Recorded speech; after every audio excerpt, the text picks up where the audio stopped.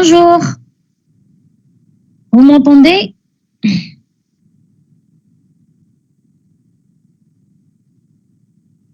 Bonjour madame. Bonjour, alors, avant de corriger le TP, on va essayer de travailler de cette façon. Avant de corriger le TP, je vais d'abord vous présenter un nouveau design pattern. Ensuite, on va corriger le TP que je vous ai demandé de préparer. Donc, aujourd'hui, on va voir parmi les patterns structurels. Donc, je rappelle que on avait vu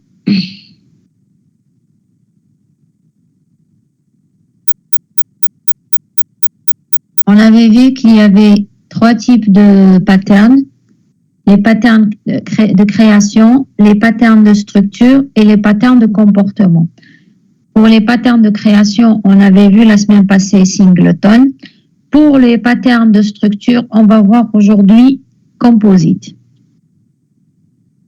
Alors, on revient à notre... Donc, l'objectif des patterns structurels ou de structure, c'est définir les structures de comment les objets sont assemblés.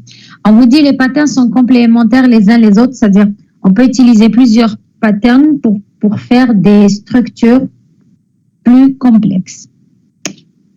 Alors, maintenant, le design pattern composite. Donc, pourquoi le design pattern composite? L'objectif, c'est la composition d'objets en structure arborescente ou hiérarchique.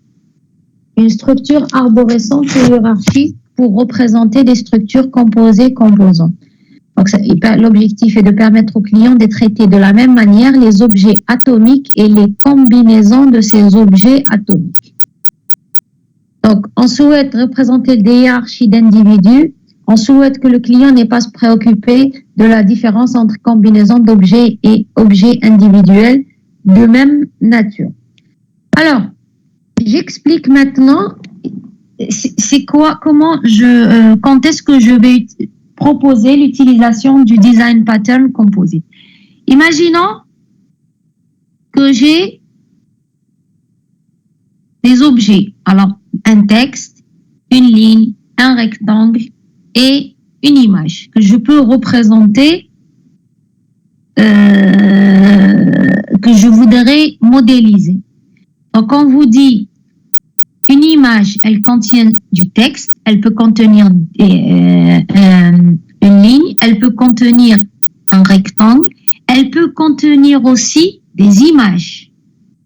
Donc, regardez ici, l'image contient une ligne, un rectangle et peut-être du texte et une image. Et à son tour, une image contient un texte, une ligne, un rectangle et peut-être une image. Et à son tour. Donc, lorsque j'ai des objets, lorsque je veux représenter lorsque je veux avoir cette représentation arborescente d'objets, d'accord? Je vais utiliser le design pattern composite. Alors, l'exemple qu'on va voir après, c'est par exemple la représentation de votre explorateur de fichiers. L'explorateur de fichiers, qu'est-ce qu'il contient? Il contient des répertoires. En réalité, il contient des fichiers. Les structures élémentaires, ça va être le fichier. Ensuite, on a les répertoires.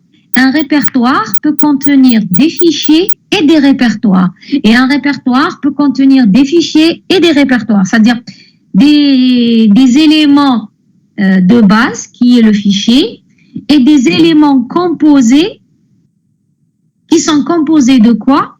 Eh bien, de fichiers et de répertoires. Donc, cette arborescence, on va si je vous demandais de la modéliser, comment vous allez faire? Eh bien, le design pattern structure vous donne cette structure générale. Donc, on vous dira le component, c'est-à-dire c'est l'élément de base, les éléments qu'on peut avoir qu'on pourrait avoir dans une solution logicielle.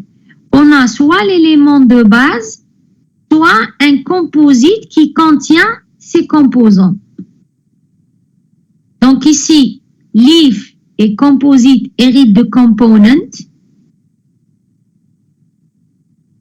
Et ensuite, on a la même opération. Ici, si j'ai une opération, j'ai la même opération dans la feuille et dans le composite, puisque j'ai une relation d'héritage par redéfinition. Et bien sûr, le composite, comme il contient, il y a une agrégation des composants. Donc, si j'ai par exemple un répertoire, il contient des feuilles et des répertoires. Et je reviens ici, le répertoire, pardon, on les a pas, les composants, on les a appelés, attendez, j'ai un exemple ici. L'essentiel, la structure ici, la méthode operation, on a toujours un traitement à faire pour notre composant. Ici, on le redéfinit pour l'élément de base. Et là, opération, elle va appliquer opération à tous les enfants, à tous ces enfants qui sont dans ce composant. Bien sûr, comme composite contient des components, on a les méthodes add, on a remove, toutes les méthodes qu'on pourrait appliquer à une liste.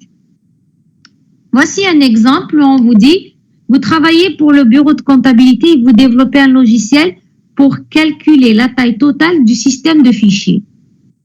Le système de fichiers, ce que j'ai appelé tout à l'heure l'explorateur des fichiers, qui va contenir des répertoires et des fichiers. On vous dit la taille d'un dossier, d'un répertoire, est la somme des tailles des fichiers dans le dossier. Donc, si je veux calculer la taille totale du système de fichiers, je dois proposer une solution qui me permette d'identifier la taille de tout mon système. Donc, ici, si je regarde, j'ai deux entités. Le fichier et le dossier. Les deux sont des éléments de mon système de fichiers. Donc, le fichier et le dossier sont des éléments de mon système de fichiers. Donc, un élément de système de fichiers, il a une taille, que ce soit un dossier, donc on l'a appelé size, que ce soit un fichier ou un dossier. Donc, la méthode size me retourne la taille du fichier. Maintenant, pour calculer la méthode size du dossier, size, on vous dit la taille des éléments, en fait ici c'est les fichiers parce qu'un dossier, c'est toujours la taille du dossier.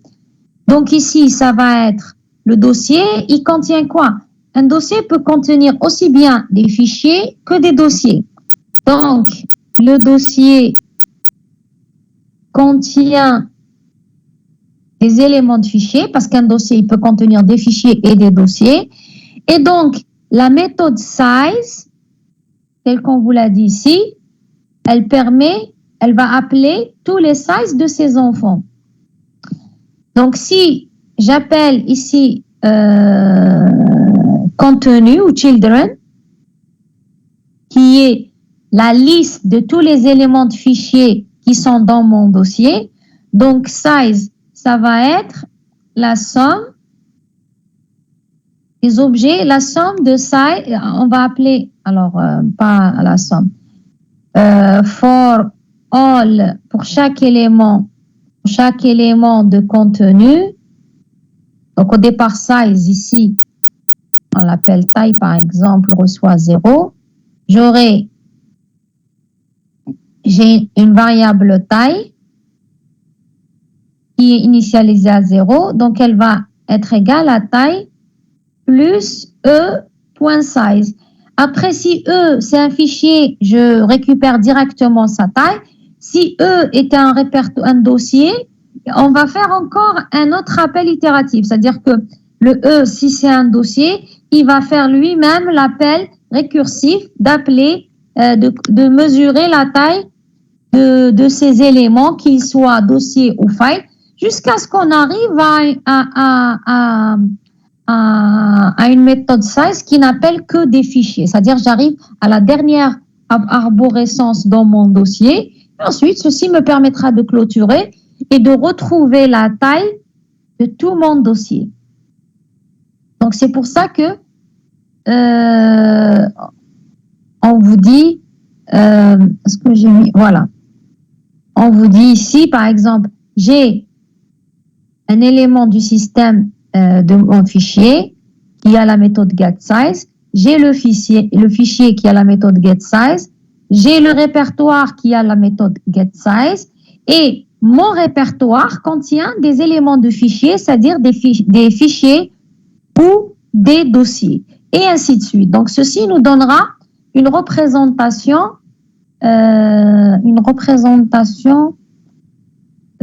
hiérarchique ou arborescente pour pouvoir calculer la taille ici, par exemple, donc ici getSize,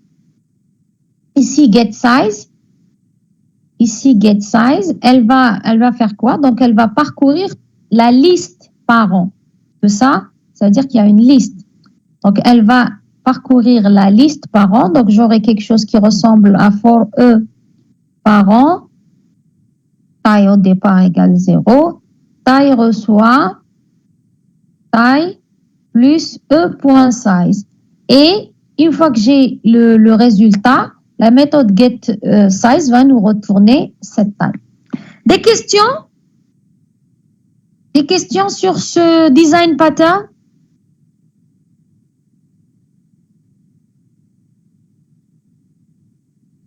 Pas de questions?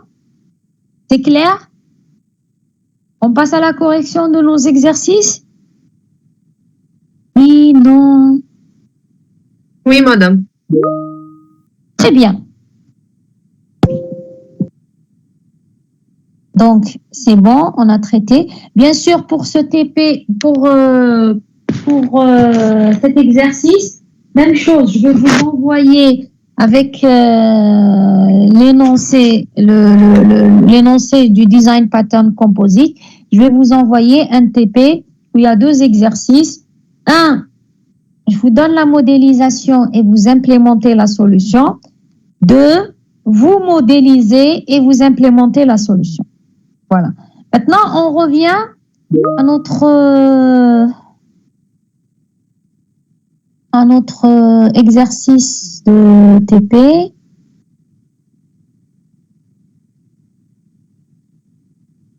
Donc, je commencerai par le TP2 singleton. Donc, je vous ai donné ce diagramme de classe. Alors, je vous ai donné, attendez, je vais juste lancer l'énoncé.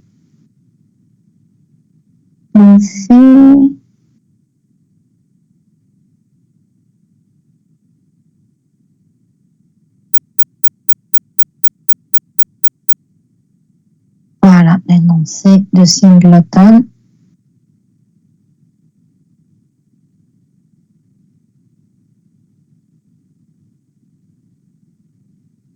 Et ensuite,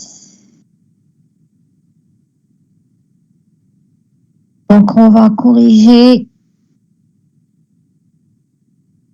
Alors, s'il vous plaît, j'insiste encore une fois sur le fait que je ne vous demande pas de me donner des solutions correctes. Je vous demande de travailler sur la solution. Ça ne sert à rien. En tout cas, vous n'allez rien apprendre si vous me ramenez les solutions des années précédentes ou les corrections de vos amis. Parce que à la fin, vous aurez... Alors, j'ai une question ici. À la fin, vous aurez un examen de TP sans aide. Et là, on verra si vous avez bien compris ou pas la solution.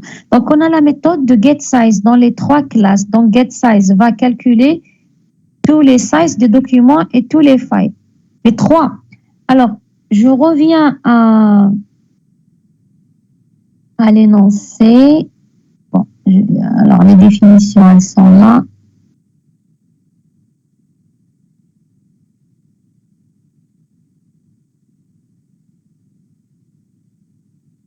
Pardon. On est là. La classe File System Element est une classe abstraite. Et la méthode getSize dans la classe File System Element, elle est abstraite. Elle va être implémentée pour un fichier. Alors, pour un fichier, sa taille, c'est la taille du fichier.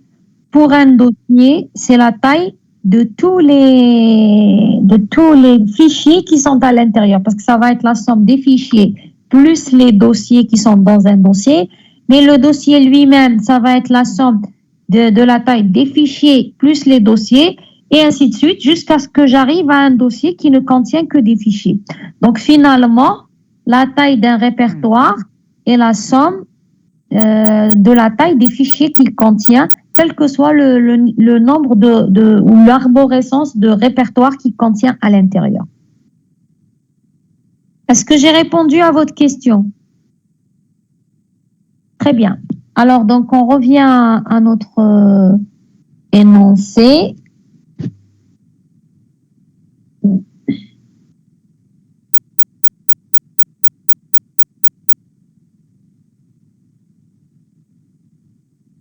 Je vais copier notre solution sur le tableau et je vais partager mon tableau.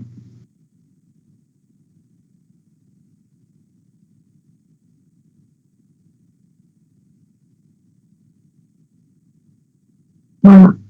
Alors, dans l'énoncé, on vous dit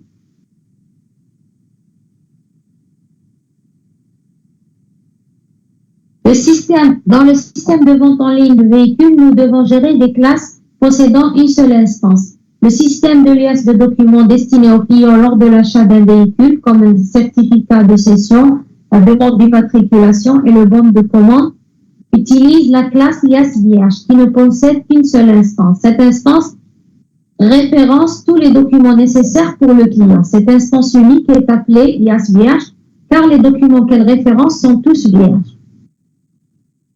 Donc, en regardant maintenant le diagramme de classe que je vous ai envoyé, vous avez la classe liasse qui a deux types de liasses. On a la liasse vierge et la liasse du client. La liasse vierge, si vous voulez, pourquoi on l'a déclarée, pourquoi on veut la déclarer singleton? Parce qu'on vous dit on doit avoir une seule instance. En réalité, quand vous avez par exemple un document, généralement, vous imprimez une seule version. Ensuite, vous faites des copies pour les autres pour qu'ils puissent les remplir. Donc, l'original, dans notre cas, c'est la liasse vierge. Je l'imprime une seule fois. Et c'est pour ça qu'on vous a dit on va avoir une seule instance. Après, pour chaque client, on va copier cette liasse pour créer un objet liasse client. Chaque client aura une copie de la liasse vierge qu'on va remplir et elle va devenir la liasse du client. Maintenant, la liasse, elle contient des documents. On va voir trois types de documents.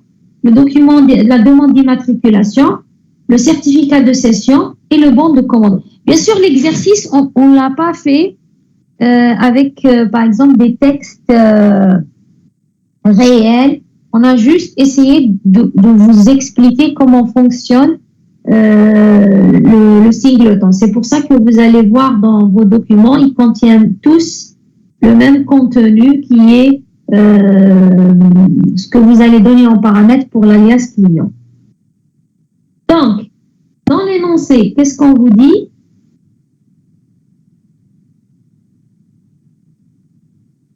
Alors, on vous a donné la définition des classes et on vous demande d'implémenter ces classes. Donc, la classe document. La classe abstraite document implémente l'interface fonctionnable elle définit deux méthodes concrètes qui sont duplique et remplie, et deux méthodes abstraites, imprime et affiche. Donc, duplique utilise la méthode clone pour créer des copies exactes de l'objet de type document, et remplie associe les informations au contenu du document.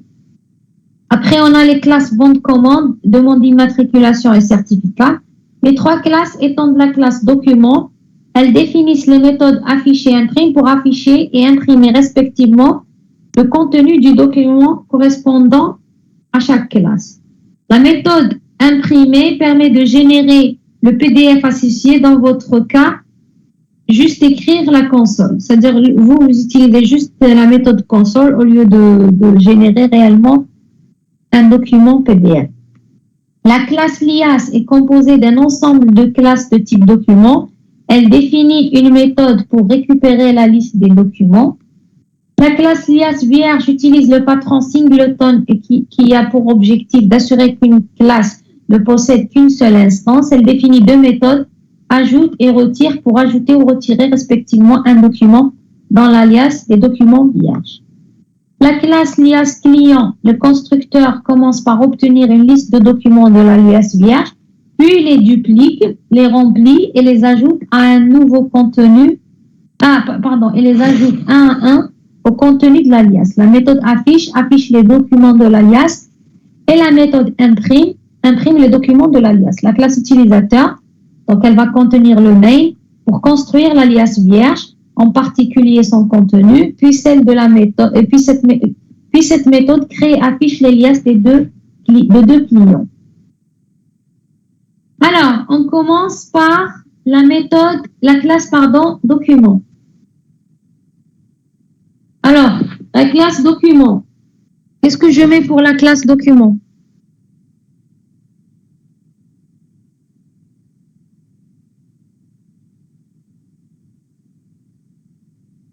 Hello.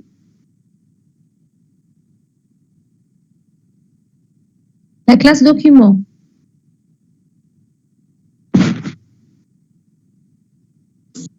Vous me dites ce que je dois écrire?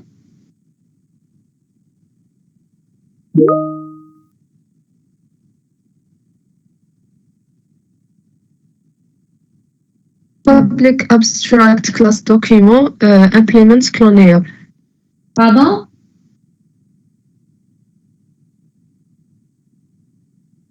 Oui? On va écrire public abstract. Ah, oui. Public abstract Class document implements clonable. Implements, donc j'ai la classe document, implements clonable. Implements. Vous remarquez que c'est le même exercice que je vous ai donné la dernière fois. Normalement, la structure de la classe, on l'a déjà. Oui, c'est la même. Donc, qu'est-ce qui nous reste à implémenter?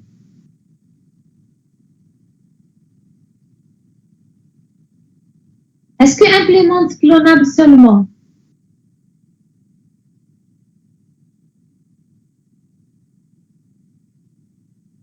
Qu'est-ce qu'on a ajouté par rapport à ça? Comparable. Oui, on avait ajouté la dernière fois. Alors, je reviens au corrigé du TP1. Corrigé du TP1. Où est-ce qu'il est?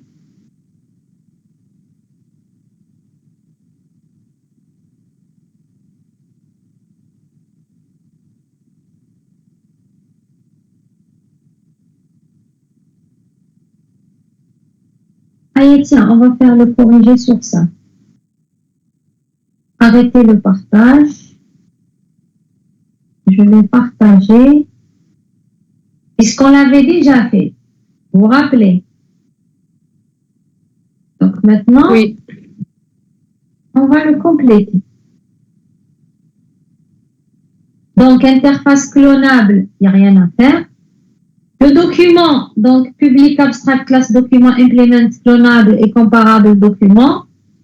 Selon le schéma, on avait le contenu qui était une chaîne de caractères. Qu'est-ce qu'on avait d'autre? On avait les méthodes duplique et les méthodes remplies et la méthode compare-tout. Donc là, c'est la solution de la dernière fois qu'on va compléter. Donc elle est là, la classe document. Donc qu'est-ce que je vais mettre dans document? Duplique.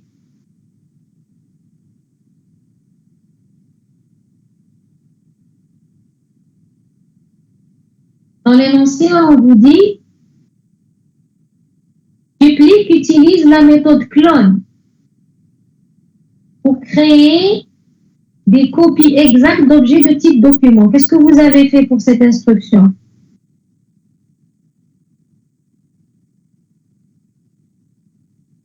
Vous avez traité le TP ou pas? J'ai beaucoup d'étudiants qui m'ont envoyé le corrigé. Comment vous avez traité cette instruction?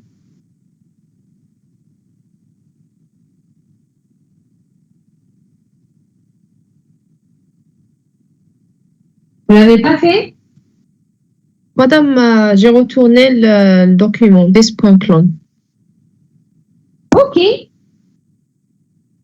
Ok. Donc, je vais faire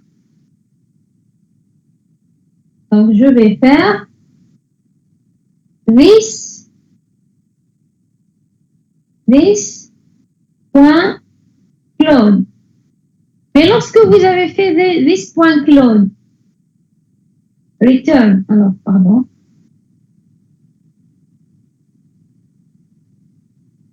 Quand vous avez fait return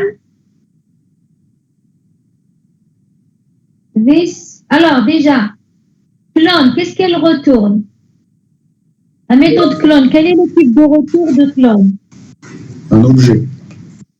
Oui, donc un objet. Un document, entre parenthèses. Un cast. Un cast, exact. On doit faire un cast parce que clone retourne un objet. Donc, je vais avoir ici document pour dire que je vais avoir un pointeur de type document sur this.clone. Ensuite, lorsque vous avez essayé de compiler ça, qu'est-ce que le compilateur vous a dit? Il faut gérer une exception, madame. Oui. Il y a l'instruction clone déclenche une exception qui s'appelle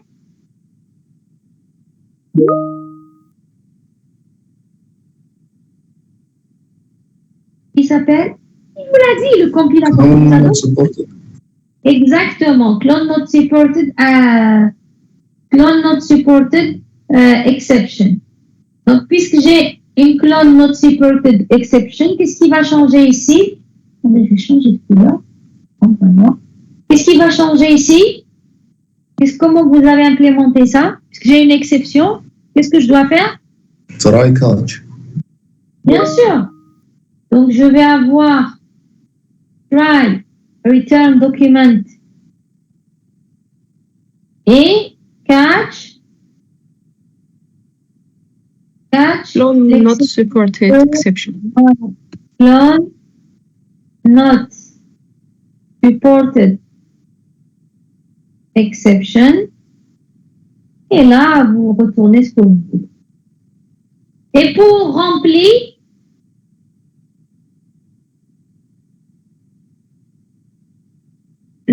this point contenu reçoit les informations, string. This point contenu reçoit informations. Et pour la méthode compare-tout, avec quoi je pourrais comparer? C'est pas précisé, mais avec quoi je pourrais comparer mes documents? Les documents, ils ont principalement des points documents. Oui, maintenant si je veux comparer, puisque j'ai ici comparable de documents. Donc je dois comparer mon document à un autre document.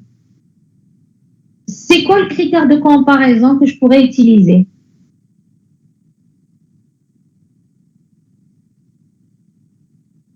sur un document ici. Quel pourrait être, d'après vous, le critère de comparaison? Les informations.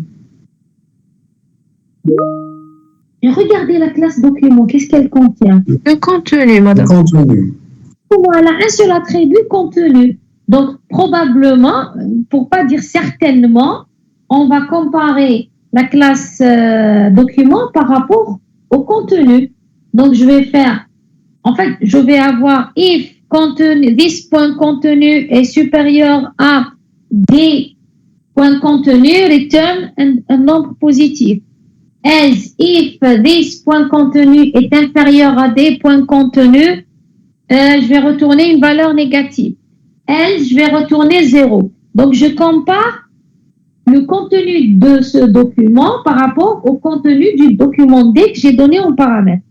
Mais comme contenu est une chaîne de caractères, la méthode comparable, elle est déjà prédéfinie pour les chaînes de caractères. Pas besoin de faire if this point contenu supérieur à des points contenus. Je peux faire directement, je vais faire directement return this point contenu point, puisque contenu est une chaîne de caractères, elle a la méthode compare-to qui est prédéfinie à des points contenus. Ça, c'est l'équivalent de faire this point contenu if this point contenu est supérieur à des points contenus, alors return, par exemple, 1. If this point contenu est inférieur à des points contenus, return, par exemple, -1. Ensuite, return 0. Je suis en train de comparer des chaînes de caractères. Soit je le fais par programmation, soit comme je sais que même contenu qui est une chaîne de caractères implémente la méthode compare-to, j'appelle directement la méthode compare-to qui compare les chaînes de caractères pour comparer mon contenu au contenu de l'objet D. D'accord? C'est bon? Madame, Oui? pourquoi on a ajouté compare-to? Pour ne pas avoir à faire cette comparaison. La méthode compare-to qui compare... cette méthode, vous parlez de cette méthode compare-to ou de celle-ci? La méthode compare-to, pourquoi on l'a ajoutée? Autant que la classe document, on n'a pas cette méthode. Puisque on dit que la document pour implémenter l'interface comparable de document. Ça, c'est le corrigé du TP1. On avait ici la contrainte ordered qui nous disait que les documents doivent être ordonnés. Donc, on avait discuté ça, le premier TP en disant, puisqu'ils doivent être ordonnés, ils doivent être comparables. Pour qu'ils soient comparables, il faut que la classe document implémente l'interface comparable de documents. Et l'interface comparable de documents contient la méthode compare-to qu'on doit implémenter. Oui, merci, madame. D'accord. On passe à la classe suivante. Alors, bande de commande. Et alors, on a la classe bande de commande, extends document, public void affiche, public void imprime. Qu'est-ce que j'ajoute comme code source? J'insiste sur le fait que j'ai repris le corrigé du TP1 et on est en train d'implémenter les méthodes. Donc, affiche. On va afficher le contenu, madame. Oui. Donc, qu'est-ce qu'on va mettre? System out println. Voilà. Oui. System. .out. .println. Quoi? On va imprimer? Demande d'immatriculation. Continue. Le contenu, exactement. Et vous pouvez même mettre ici la même chose. Hein. Je ne vous demande pas, par exemple, l'objectif, c'est juste que vous maîtrisiez l'utilisation du singleton.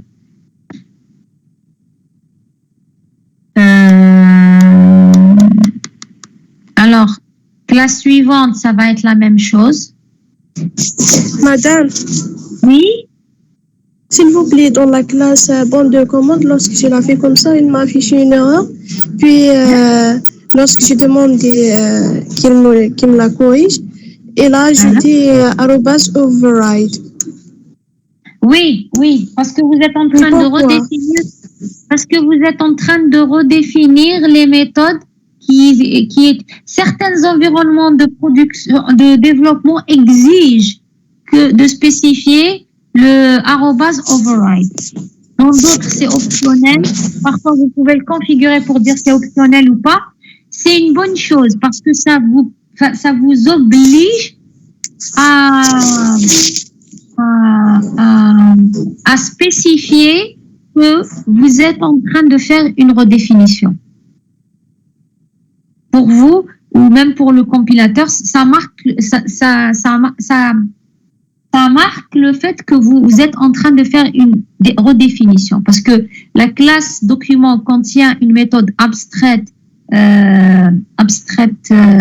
qui était imprimée par exemple, et le fait qu'on vous oblige à ajouter override, c'est un commentaire qui permet de spécifier que vous êtes en train de faire une redéfinition.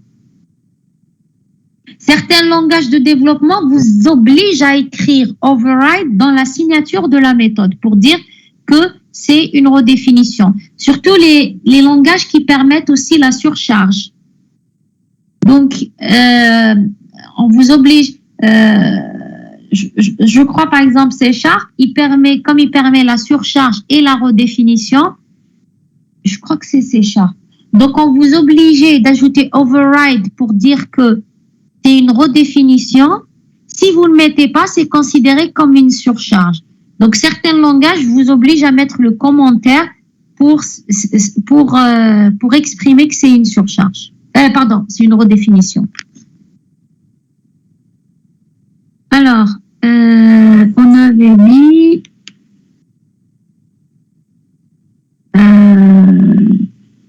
ça c'est bon. C'est bon, j'ai répondu à votre question. On continue? Oui, merci, madame. C'est le même commentaire. Ici, si vous voulez, par exemple, si vous voulez distinguer entre affiché et imprimé, vous mettez contenu affiché et ici, contenu imprimé. Mais ce n'est pas important. Hein. Ça va être la même chose ici pour demande d'immatriculation. Même chose pour certificat de session. On passe maintenant à la classe LIAS. Madame. Oui? Madame, s'il vous plaît, j'ai pas compris pourquoi درنا try catch la classe document. Ok, je reviens à la classe document. Bon, déjà, vous êtes d'accord pour ce qui est écrit en vert. Return document this.clone. Oui, madame. Très bien. La méthode clone, qui retourne un objet, est une méthode qui peut déclencher une exception. Si vous allez, vous avez votre environnement de développement, actuellement, vous l'avez lancé, vous avez tapé l'instruction this.clone et essayé de compiler, il va vous dire cette méthode génère une exception de type clone not supported exception. C'est par définition. Si vous regardez, si vous cherchez dans le code source de la méthode clone, vous allez trouver que clone, la définition, hein, quelque part, il y aura certainement public, object, clone, d'accord? Ça, c'est la définition, l'implémentation de la méthode clone. Vous allez trouver throws, comment on l'a appelé? Clone, non supported exception. Donc, dans la définition de la méthode clone, il est dit que cette méthode peut déclencher une exception de type clone not supported exception. Puisque vous savez qu'elle peut déclencher, vous devez gérer cette exception. C'est-à-dire que, et ça veut dire la méthode clone throws clone not supported exception. Ça veut dire qu'à l'exécution de clone, une exception peut être déclenchée. Maintenant, si vous ne gérez pas cette exception, vous avez deux façons de gérer l'exception. Soit vous mettez un try-catch, parce que si une exception, qu'est-ce qui va se passer? Qu'est-ce qui se passe si une exception est déclenchée et qu'elle n'est pas gérée? Il nous génère une erreur. L'application se plante. L'application se plante. Votre programme va se planter. C'est une erreur. Bien sûr que c'est une erreur. Et vous êtes obligé de l'arrêter pour redémarrer l'application. Donc, c'est pour ça qu'on doit gérer les exceptions dans notre programme pour éviter que l'application se plante, pour qu'elle continue à fonctionner malgré une mauvaise... Généralement, elle se plante suite à une mauvaise utilisation de l'utilisateur. Donc, comme votre application doit être robuste, et pour ça, on doit faire ce qu'on appelle des tests de robustesse. Robuste, ça veut dire que elle continue de fonctionner malgré une mauvaise utilisation. Et la gestion des exceptions nous permet de rendre nos applications robustes, c'est-à-dire qu'elles continuent à fonctionner malgré une mauvaise utilisation. Du style, je dois saisir un prix, au lieu de saisir des nombres, je vais saisir une chaîne de caractères autre que des nombres. Ça va déclencher une exception. Donc, et pour éviter que mon application se plante, je gère ces exceptions. Maintenant, j'ai deux façons de gérer une méthode qui peut déclencher une exception. Soit je la mets dans un bloc try-catch. Try veut dire essayer. Donc, je vais essayer d'exécuter la méthode return document this.clone. Si tout se passe bien, on passe à la suite. S'il y a un problème, l'exception est déclenchée. Et là, on va faire un traitement. Par exemple, on va afficher un message disant il y a eu une exception, voilà ce qu'il faudra faire ou autre chose. Mais en tous les cas, l'application ne s'est pas plantée. Ça, c'est la première façon de gérer les exceptions. Deuxième façon de gérer cette exception.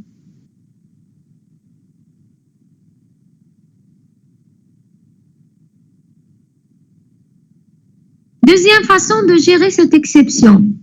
Qu'est-ce que vous proposez comme deuxième façon? Créer une classe. Non. Comment? Il y a deux façons de gérer l'exception. Soit je la gère moi-même avec un bloc try et catch, soit je laisse la méthode qui va utiliser duplique gérer cette exception. Gérer, c'est-à-dire utiliser try et catch. Donc, soit je mets un try et catch, exactement. Soit je mets ici throws, clone, non supported, exception. Alors, c'est soit, donc ça, soit ça, pas les deux. Hein. Donc, soit je me dis, puisque ma méthode, puisque la méthode clone peut déclencher une exception, alors je la gère moi-même, c'est-à-dire je la prends en charge avec un bloc try et catch. Soit je me dis, c'est pas à moi de la gérer, celui qui va appeler la méthode duplique, c'est à lui de la gérer, c'est à lui de créer un bloc try et catch. Et à ce moment-là, je mets juste throws, je dirais à la définition de duplique, throws, clone non supported exception, c'est-à-dire qu'elle peut déclencher une exception de type clone non supported. Et à ce moment-là, dès que j'ai une méthode qui va faire pour un document point duplique, le compilateur va nous sortir cette méthode peut déclencher l'exception clone non supported et alors il va la mettre dans un bloc try et catch. Est-ce que j'ai répondu à votre question? Oui, madame, merci. Alors, on continue. Donc, dans la classe lias, on avait défini un set et la méthode getDocument nous retourne une liste de documents. Qu'est-ce que je mets ici?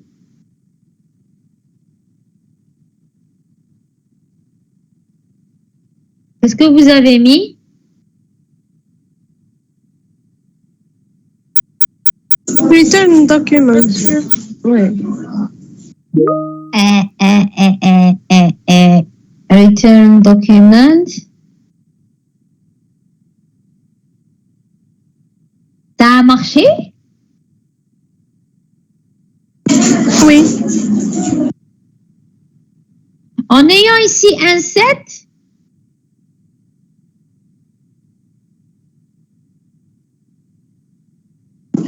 Non, madame, moi, je n'ai pas fait un 7. vous avez mis un array list. Oui. Alors, pour ça, je rappelle qu'il y a deux façons de faire les choses. On en a parlé la dernière fois. Si je veux que les documents soient automatiquement triés, parce que rappelez-vous que la classe LIAS doit contenir des documents triés. On avait deux solutions. La première, c'est d'utiliser un tree set. La première était d'utiliser un tree set. D'accord? Et à ce moment-là, pour retourner une liste de documents, qu'est-ce que je dois faire?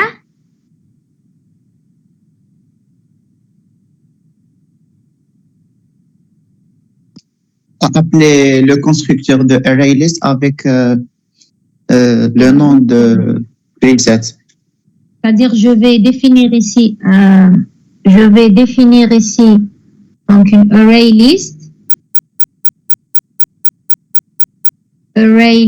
de documents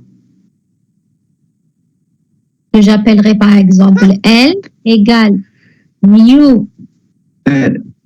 ArrayList Ah oui, je pense. égale new ArrayList entre parenthèses. Et non parenthèse, document. Le document. Document de documents.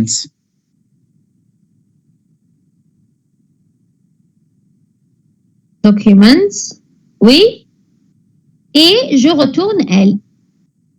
Oui. Ça, si je choisis la structure ArrayList. Maintenant, pour mademoiselle qui a proposé, je vais utiliser une autre couleur, que ici, j'utilise directement list, et là, j'utilise une structure ArrayList.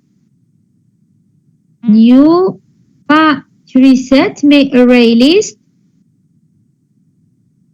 ArrayList de documents. Là, il suffit directement, comme vous l'avez dit, de faire return documents.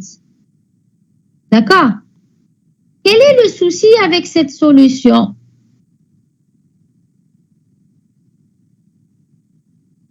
Le fait d'utiliser une ArrayList au lieu d'un tree set, oui.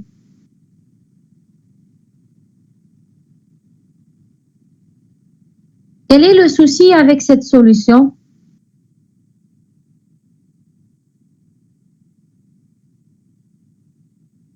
Avec cette deuxième solution, les documents doivent être triés par programmation. Ça veut dire quoi? Ça veut dire quoi?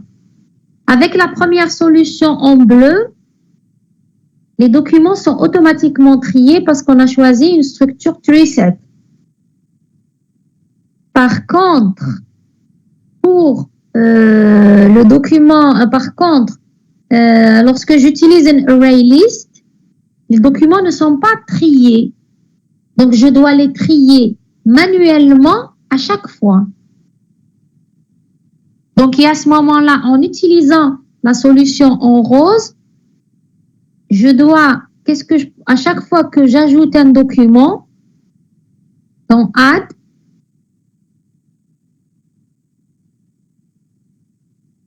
je fais mes traitements, c'est-à-dire je vais avoir documents.add et ensuite, on avait vu la méthode, la classe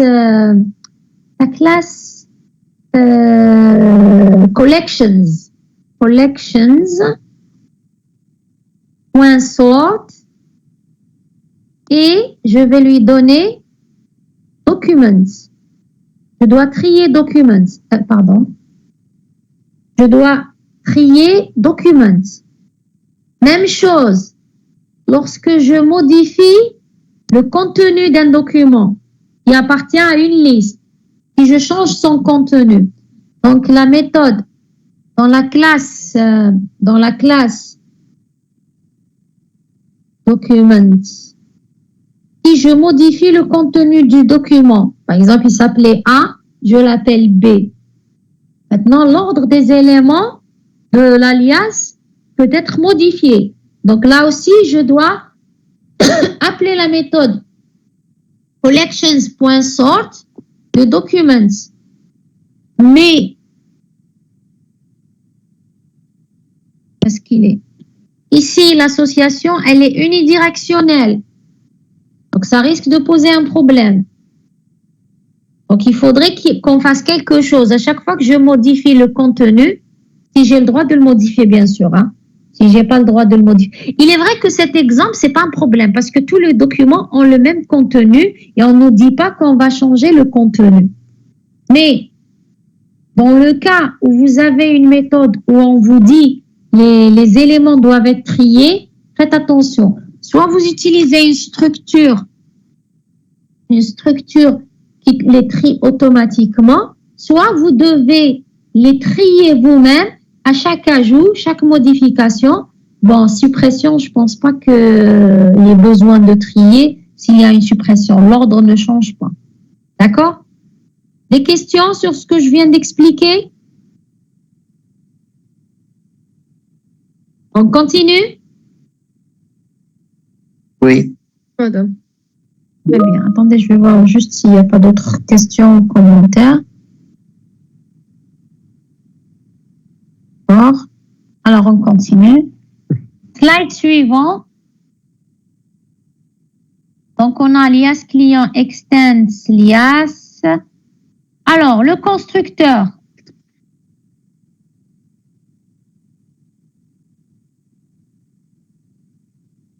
Quand je vais créer l'alias de client, qu'est-ce que je vais faire?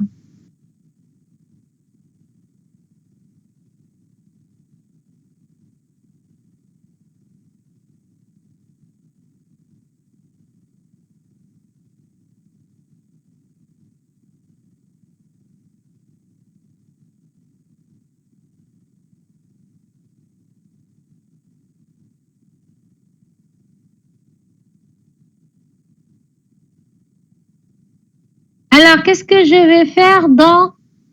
Regardez, qu'est-ce qu'on vous a dit dans l'énoncé pour lias client?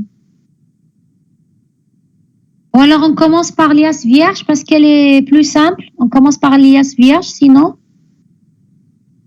Commençons par lias vierge. Donc, pour lias vierge,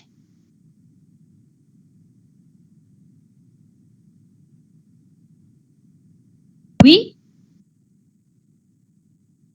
Qu'est-ce que je vais mettre pour lias vierge? Dans le constructeur. Elle va être singleton. Oui. D'accord. Oui. Puisque, alors, je confirme qu'elle est singleton parce que j'ai private statique de type lias vierge, une instance qui est nulle. Le constructeur est private. Et j'ai la méthode instance qui est publique, statique et qui retourne un objet de même type lias vierge. Effectivement, ça c'est la modélisation de singleton. Donc, lias vierge, qu'est-ce que je mets? Alors, on m'a envoyé. Oui, mais avant la méthode instance. Commençons par le constructeur. Qu'est-ce que je vais mettre dans le constructeur?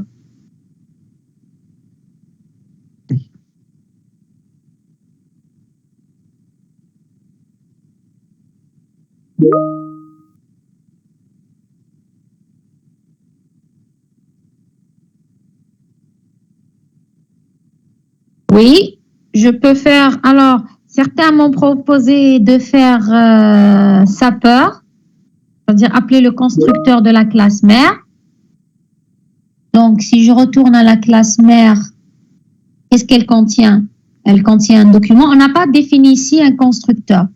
Mais comme on sait que la classe mère contient une liste de documents, on peut instancier la liste de documents.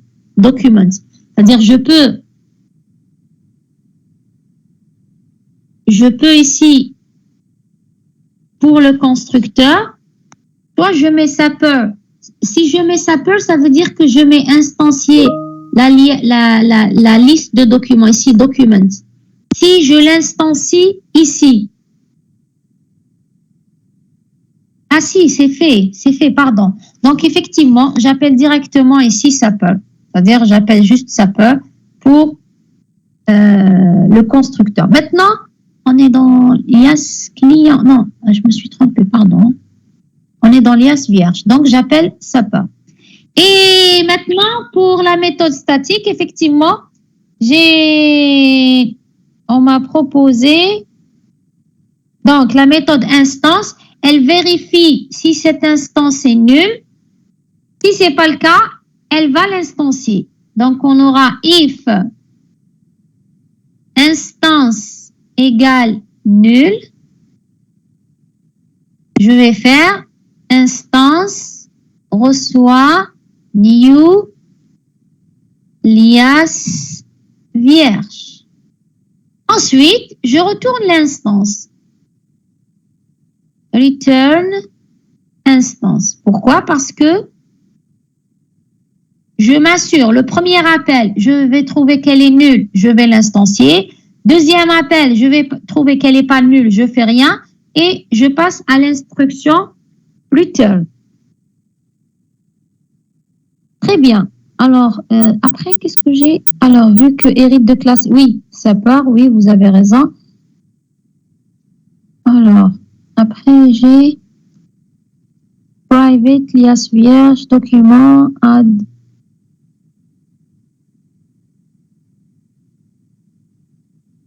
Oui. Alors, ici, j'ai une étudiante qui a proposé de rajouter dans le constructeur les 3 documents. Donc, elle a ajouté, c'est vrai qu'on a les méthodes add. On a les méthodes add pour ajouter un document. Ici, dans la méthode add, qu'est-ce que je vais mettre?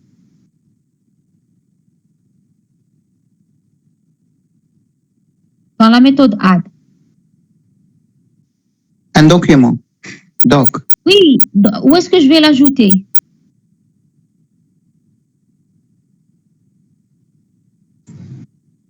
Rappelez-vous. Dans la liste des Dans la liste, documents. oui. List.document. Non, pas list.document, c'est ça, document, qui est notre liste. C'est document. Documents.add. Exactement. Exact. Donc, j'aurai ici documents.add doc, pardon. Et là, on va supprimer. Remove. Donc, ici, remove, exactement. On va faire documents.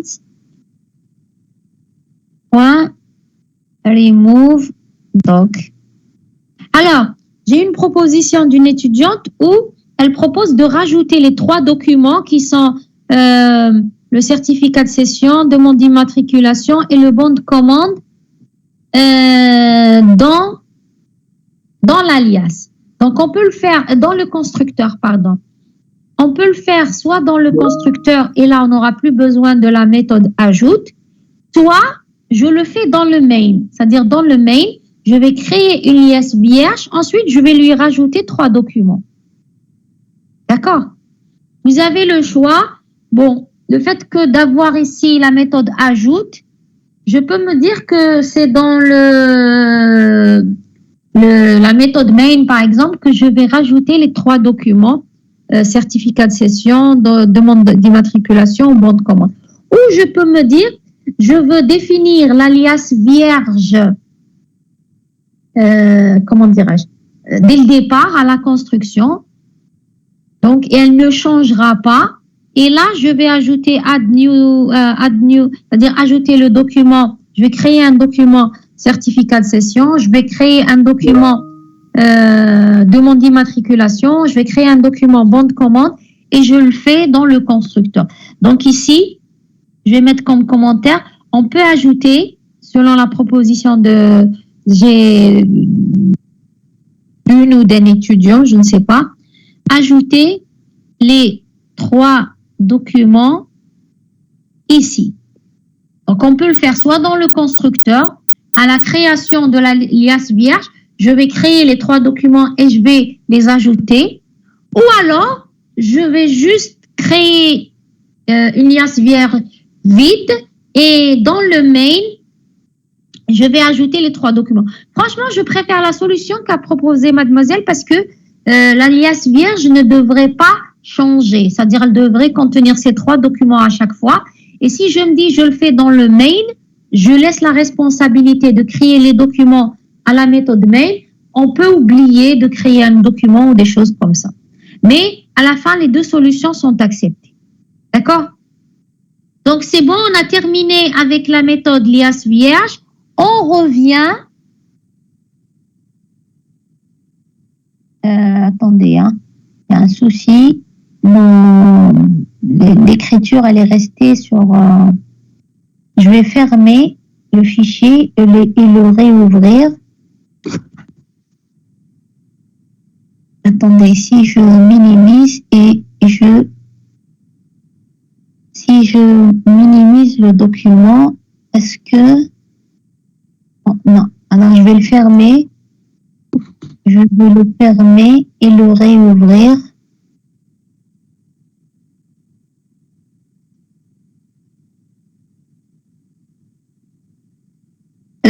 Ça n'a pas effacé. Je vais fermer PowerPoint et je vais réouvrir.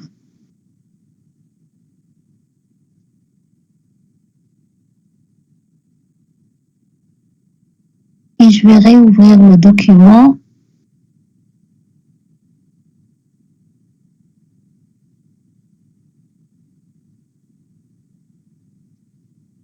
Et je vais devoir fermer tous mes PowerPoint apparemment. Dès que... Non, c'est bon. Alors, est-ce que maintenant il affiche encore? C'est pas possible.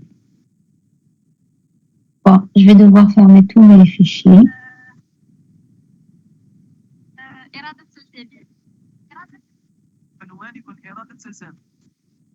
Je recommence. Il a fallu tout fermer. OK. Alors, je vais repartager.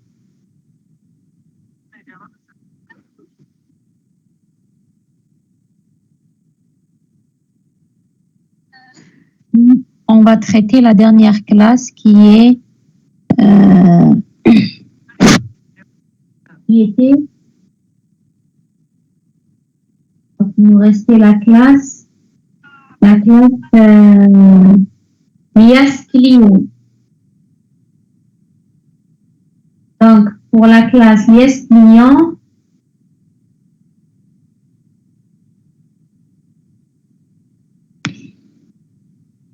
alors, qu'est-ce que je dois mettre? Je vous entends pas. Je ne sais pas si vous êtes en train de me parler, mais moi, je vous entends pas.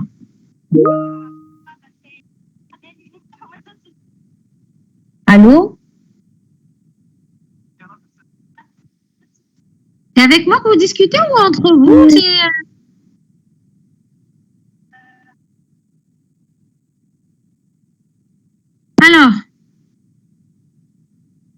Alors, dans la méthode liasse client, on a le constructeur.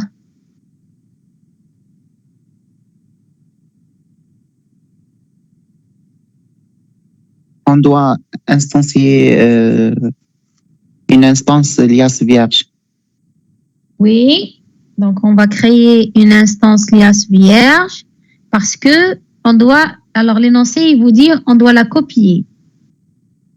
L'énoncé, il vous dit, pour la méthode, la classe liasse client, on vous dit, on commence par obtenir une liste de documents de la liasse vierge, puis les duplique, remplit et ajoute un au contenu de l'alias. Donc, comme vous l'avez dit, on va d'abord, donc j'ai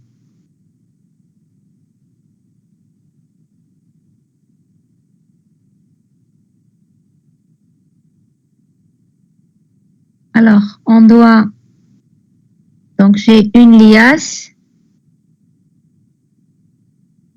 Alors, liasse vierge, L égale new liasse. Non, pardon. Oh, désolé. Hein.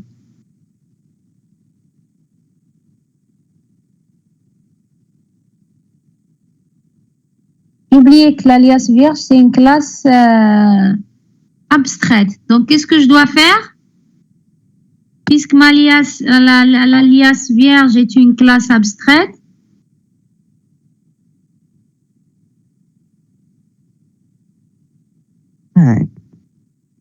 oui, moi, Classe vierge, get point, get instance.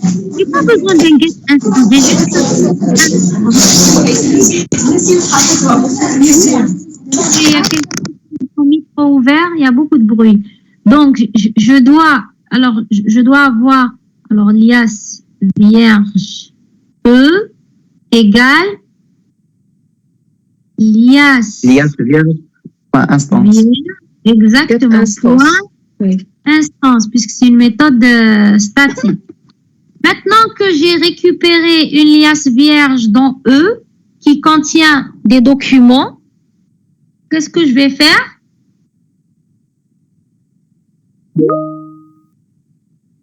Utiliser les deux méthodes, duplique et rempli.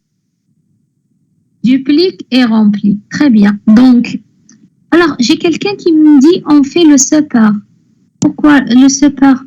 Par rapport à quoi? Ah oui! Le super pour instancier. Oui, le super pour instancier. Oui, j'ai oublié que liasse client, elle est extend liasse. Oui. Ensuite, oui, vous avez raison. Ensuite, qu'est-ce que j'ai? Ensuite. Une boucle, madame, Oui, sur quoi? sur Documents. Non. La boucle, elle va être sur quoi? On va boucler sur quoi? Pour chaque élément pour chaque document dans l'alias vierge, on va créer, on va dupliquer ce document et le remplir. Voilà. Donc, la boucle, elle est sur les éléments de l'alias vierge. Je vais parcourir l'alias vierge. Donc, j'aurai pour E de... pardon, je l'ai appelé E. On va l'appeler X. Pour chaque élément de X, qu'est-ce que je vais faire?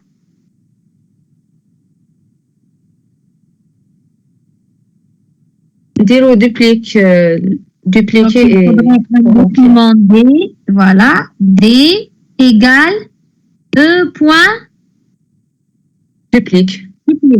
Voilà, ensuite,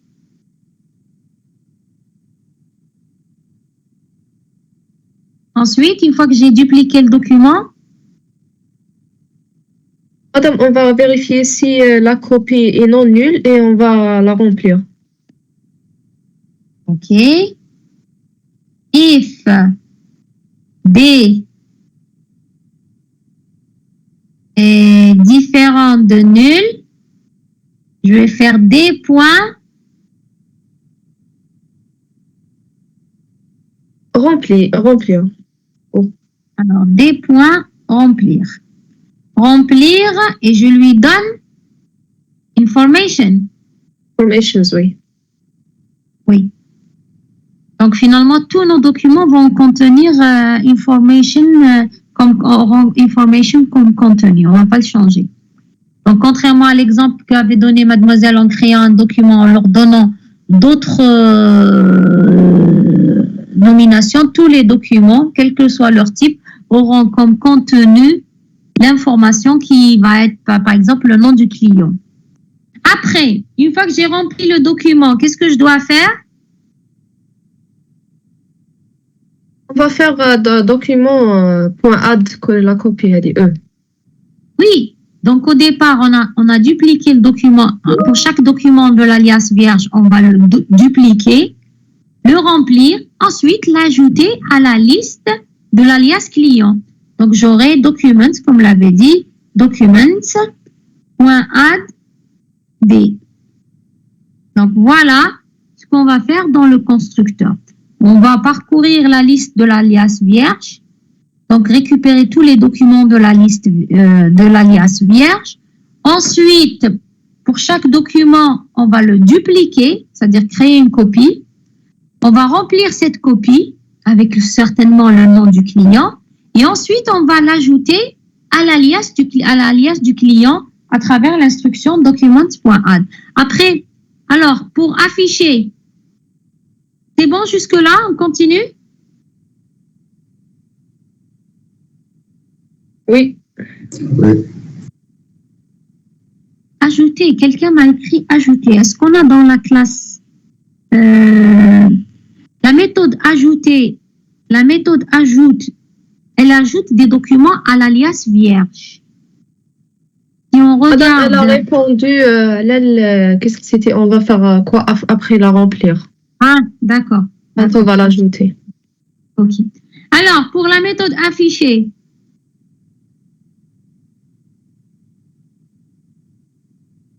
pour la méthode affiche, on va faire une boucle et on va faire doc.afficher. Voilà. For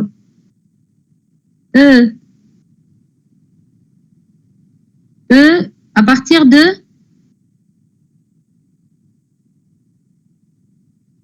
de quelle liste on va afficher?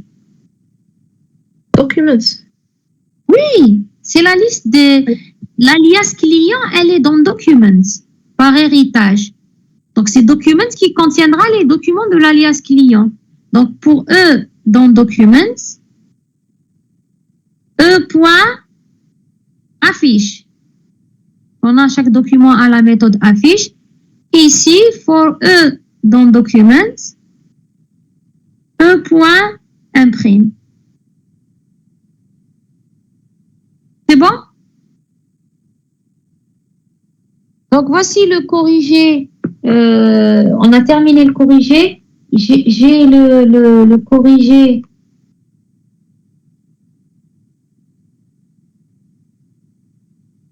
sur que je vais vous envoyer, qui est plus propre que ce qu'on vient de faire. Donc, il est là. Donc, singleton, on avait on a le diagramme.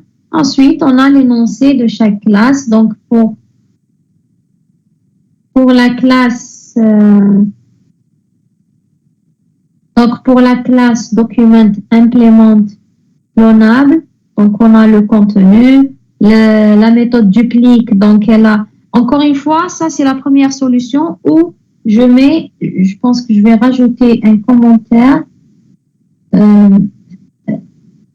Ici, je vais mettre juste throws pour vous donner la deuxième solution possible. Je vais mettre comme ça, comme commentaire throws. Comme ça, dès que je vous envoie le document, je vais rajouter une deuxième solution. Donc, ensuite, on a le bon de commande, la demande d'immatriculation, le certificat de cession, la classe lias qui contient une liste de documents, extend, donc ici, on a instancié, on aurait pu, parce que là, je ne l'avais pas instancié, donc je l'ai instancié ici, ou tout comme on l'avait fait tout à l'heure, on l'instancie dans la classe lias et on va juste appeler separ.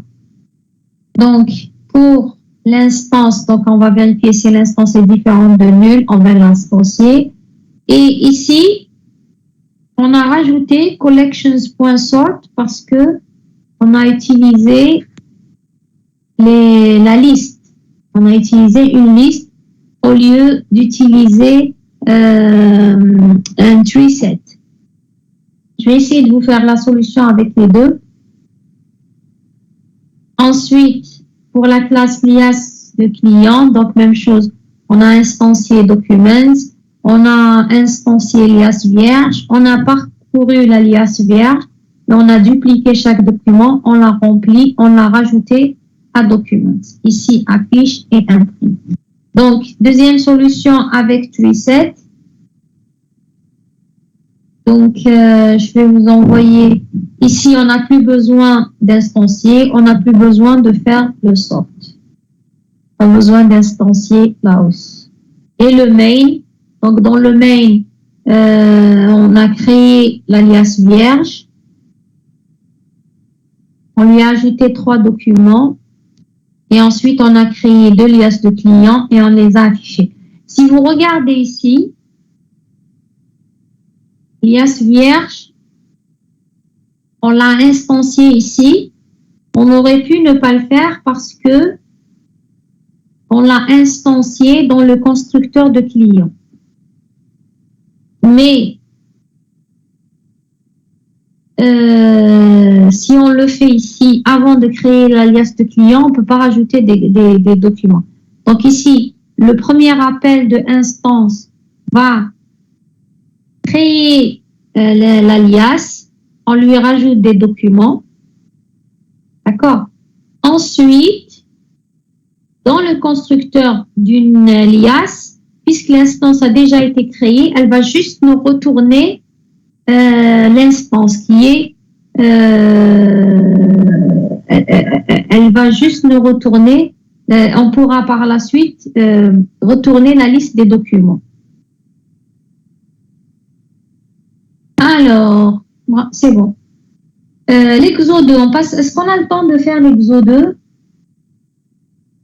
L'exo 2. L'exo 2, on vous dit, le catalogue de vente de véhicules, le système de vente de véhicules propose un seul catalogue de vente de véhicules qui contient la liste des véhicules à vendre. Donc, proposez une solution pour décrire le catalogue de véhicules avec un exemple de test. Donc, déjà, en termes de modélisation, on aura une classe qui s'appelle... Catalogue de vente? Oui, on aura une classe qui s'appelle catalogue de vente. Maintenant, cette classe, qu'est-ce qu'elle a de particulier? Elle a un attribut minimum, elle a un attribut qui est private, statique, de type catalogue de vente,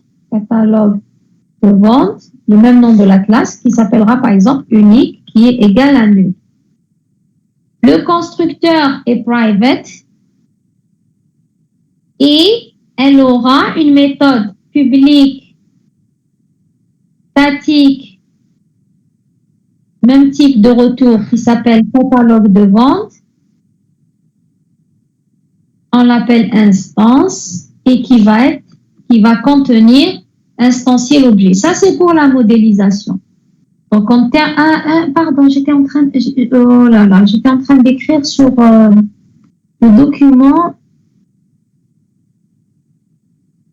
Alors, pour l'exo 2, donc j'avais dit, on aura donc une classe qui s'appelle catalogue de vente. Vous auriez pu me dire que je ne suis pas en train d'écrire sur le tableau. Catalogue de vente. Donc, elle a un attribut private. Donc, soit vous mettez private, statique, catalogue de vente unique égale nul, ou vous faites une association unidirectionnelle, on l'appelle unique, private, statique. Donc, c'est soit ça, soit ça. Après, on doit avoir le constructeur, donc, qui est private, catalogue de vente, et je mets entre parenthèses pour dire c'est le constructeur. Et j'ai une méthode publique statique qui s'appelle instance. Donc ça, c'est pour la modélisation. Il y a un type de retour de même classe, donc catalogue de vente. Donc ça, c'est pour la modélisation. Maintenant, pour l'implémentation. Donc j'ai une classe qui s'appelle catalogue de vente. Elle contient un attribut private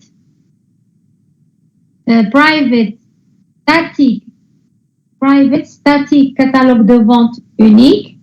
On a le constructeur qui est private et la classe instance qui va contenir un code qui est, on va vérifier si unique et nul. Donc, if unique égale nul, alors new catalogue de vente et ensuite je retourne l'instance unique.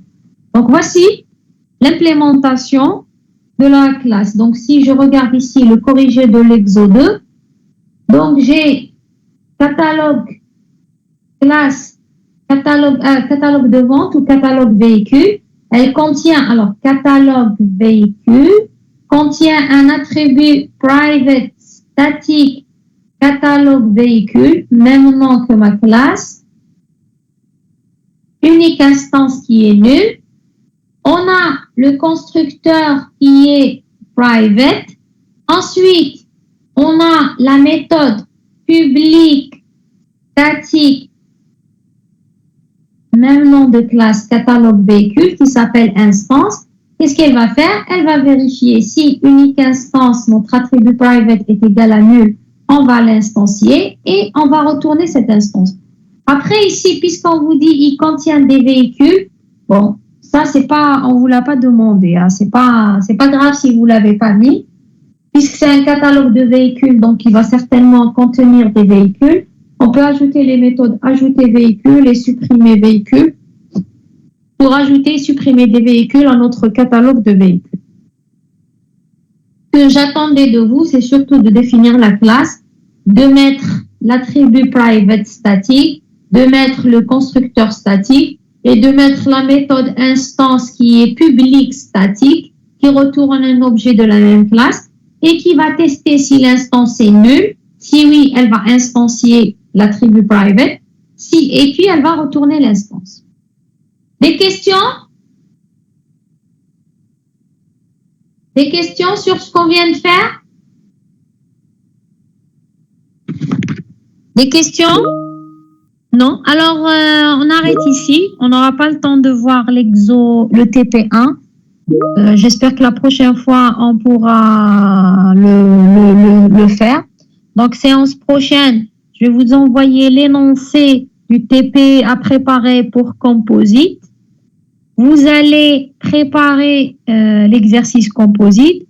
Donc, je vais présenter un nouveau design pattern. On va corriger le TP lié à composite. Et si on a le temps, on va corriger le TP lié à TP1.